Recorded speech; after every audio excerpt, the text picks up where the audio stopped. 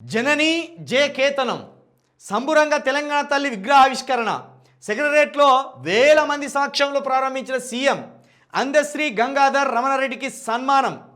తెలంగాణ రాష్ట్ర గీత రచయిత అందశ్రీ తెలంగాణ తల్లి విగ్రహ రూపకర్త JNTU fine arts VC Gangadhar Telangana తల్లి విగ్రహ రూప శిల్పి రమణారెడ్డిని తెలంగాణ తల్లి విగ్రహావిష్కరణ వేదికపై సీఎం రేవంత్ రెడ్డి సన్మానించారు.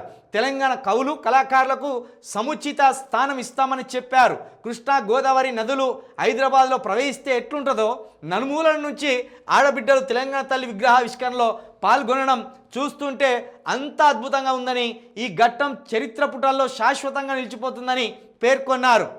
ఇక్కడ చూసినలా తెలంగాణ తల్లి విగ్రహానికి రూపం ఇచ్చింది ఎవరో చూసినలా రమణారెడ్డి, ముఖ్యమంత్రి రేవంత్ రెడ్డి. ఆ విగ్రహం రూపురేఖలు ఎట్లా ఉండాలని దిద్దిందేమో వెంకటరమణారెడ్డి, ఆ రూపకర్త ఏమో గంగాధర్. ఇగో ఇట్లా ఉండాలని చెప్పిండు ఈయన, ఆనవాళ్ళు ఇట్లా ఉండాలని ఈ గంగాధర్ చెప్పిండు. ఆ విగ్రహాన్ని చెక్కిందేమో రమణారెడ్డి. ఇక మరి చెక్కేటప్పుడు రేవంత్ రెడ్డిని దృష్టిలో పెట్టుకొని చెప్తాడు కదా.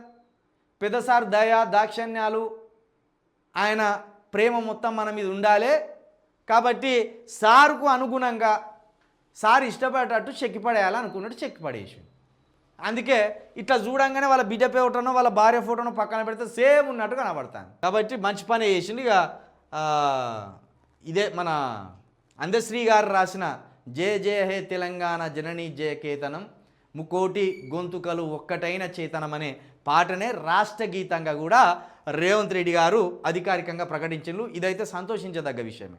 ఎందుకంటే ఒక దళిత బిడ్డ, ఒక మాల సామాజిక వర్గానికి సంబంధించిన ఒక కవి రాసిన పాట ఈరోజు రాష్ట్ర గీతంగా ఉండడం అనేది నిజంగా ఇది ఒక దళిత జాతికి కాదు, ఏవత్తు మొత్తం తెలంగాణ జాతికి కూడా ఇది సంతోషించవలసిన విషయం. ఎందుకంటే తెలంగాణ ఉద్యమంలో కూడా తను రాసిన పాటనే 32 చరణాలాట. మామూలుగా 2 చరణాలు రాసేదానికే సినిమా రచయితలకు చెమటలు పడతాయి.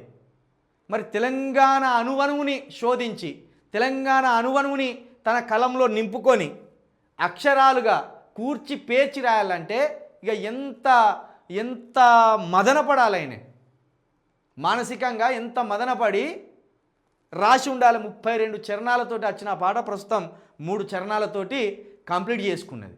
32 చరణాలు పెట్టలేము కదా ఒక పాట కింద అని 3 చరణాలతోటి ఆ పాటను కుదించి అందించిళ్ళు. రాష్ట్ర గీతంగా ఇప్పుడు అందశ్రీ గారు రాసిన పాటనే పాడుకోవాల్సిందే. అది నిజంగా చాలా గొప్ప పాట, అది చాలా గొప్ప పాట. అది ఇట్లా మొత్తానికి అందశ్రీ గారిని సన్మానించడం అంటే సంతోషం, అది మనల్ని మనం సన్మానించుకున్నట్టు అని చెప్పాలి. ఇక ఏటా డిసెంబర్ 9నే తెలంగాణ తల్లి అవతరణ పండుగ. ఇది ఒక్కటే బాధాకరం. 1300 మంది బిడ్డలను సంపీన్లు. మళ్ళా సోనియా గాంధీనే బలిదేవత అన్న వ్యక్తి ఇప్పుడు సోనియా గాంధీనే తెలంగాణ తల్లి అంటాడు. ఈయనే అన్నాడు తెలంగాణ బలిదేవత సోనియా గాంధీ అని స్టేట్మెంట్ ఇచ్చాడు. బలిదేవత అని స్టేట్మెంట్ ఇచ్చినోడే ఇప్పుడు తెలంగాణ తల్లి అని స్టేట్మెంట్ ఇస్తాడు. ఇక మనం ఏం చేయాలి? ఎడ్డి గొర్రెల లెక్క చూసుకుంటూ ఉండాలి. అక్కడికి వచ్చింది మన పరిస్థితి. ఏం చేస్తాం మరి? ఏం చేయలేం. 9 మంది కవులు కళాకారులకు ₹1 కోటి నగదు, 300 గజాల ఇంటి స్థలం. వీడియోలో గూడ అంజయ్య, గద్దర్, అందశ్రీ, గోరెటి వెంకన్న, బండి యాదగిరి, జయరాజు, సుద్దాల, పాశం యాదగిరి, ఎక్క యాదగిరిరావు ఉద్యమ ఆకాంక్షలు నెరవేరుస్తూ ముందుకు సాగుతామని ప్రకటన. వీళ్ళందరికీ ఇప్పుడు ఈ 9 మందికి కోటి రూపాయలు ఇచ్చిందట.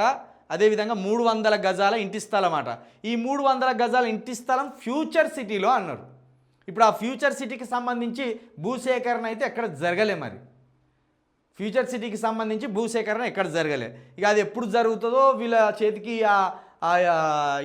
300 గజాల పట్టా ఎప్పుడు వస్తుందో తెలియదు. కానీ ఈ ₹1 కోటి మరి నిన్ను ఇచ్చిందా, లేకపోతే ఒట్టిగానే నోటికి ప్రకటించి మళ్ళీ ఆపేసినట్టేనా? ఇప్పుడు ఇలా గొప్ప విషయం ఏంటంటే గోరేటి వెంకన్న బీఆర్ఎస్ ఎమ్మెల్సీగా ఉన్నాడు. మొన్ననే 4 రోజుల కింద కేసీఆర్ని ఆకాశం అంత ఎత్తున పొగిడి ఓ గొప్ప ప్రసంగం ఇచ్చిండు. అది కూడా చూడకుండా కాంగ్రెసు గోరేటి వెంకన్న ₹1 కోటి ఇచ్చిందంటే ఈ విషయంలో రేవంత్ రెడ్డి గారిని 100% అప్రిషియేట్ చేయాల్సిందే. ఎందుకంటే ప్రతిపక్ష పార్టీలో ఉన్న గోరేటి వెంకన్నను కళాకారుడిగా ఓ సాహితీవేత్తగా గుర్తించి ఇచ్చిన దాని కింద లెక్కగట్టాలి. ప్రతిపక్ష నాయకుడిగా ఆయన చూడలేదు, ఓ కళాకారుడిగా మాత్రమే చూసిండు. ఇక నిత్యం పాషం యాదగిరి గారు నిత్యం విశ్లేషకుడు. ఆయన ఏ ప్రభుత్వం మీదనైనా విమర్శలు చేయగలడు, ఎవరి మీదనైనా ఒక విశ్లేషణ చేయగలడు. సీనియర్ జర్నలిస్ట్ పాషం యాదగిరి గారు, పెద్ద ఆయన, మన బీసీ బిడ్డ. ఈయనకు కూడా ₹1 ఇవ్వడం అనేది సంతోషం. ఇక గద్దర్ గారికి, మరి గద్దర్ గారు చనిపోయినలు, ఈ ₹1 300 గజాల స్థలము వాళ్ళ కొడుకుకి ఇస్తారా, వాళ్ళ బిడ్డకి ఇస్తారా? ఎందుకంటే వాళ్ళ బిడ్డ వెన్నెల మొన్ననే సాంస్కృతిక శాఖకు చైర్మన్గా నియమించబడ్డది. ఇక ఇక్కడ బండి యాదగిరి కూడా ₹1. జయరాజు, ఈ జయరాజు అన్న కూడా పాటలు పాస్తారు, పాడతారు. ఎక్క యాదగిరిరావు, ఇది మంచి పనే చేసిండే. ఎందుకంటే ఇలా ప్రధానంగా వీళ్ళందరూ కూడా దళిత బీసీ బిడ్డలే. ఈ మనిషికి ₹1 తీసుకున్న వాళ్ళు కూడా గూడ అంజన్న కావచ్చు, గదర్ కావచ్చు, అందశ్రీ కావచ్చు, గోరెడ్డి వెంకన్న కావచ్చు, బండి యాదగిరి కావచ్చు, జయరాజు కావచ్చు, సుద్దాల కావచ్చు, పాషం యాదగిరి కావచ్చు, ఎక్క యాదగిరిరావు కావచ్చు. వీళ్ళు 9 మంది. ఈ 9 మందిలో 7 మాల సామాజిక వర్గం వ్యక్తులు, 2 బీసీ బిడ్డలు. ఇది సంతోషమేలే.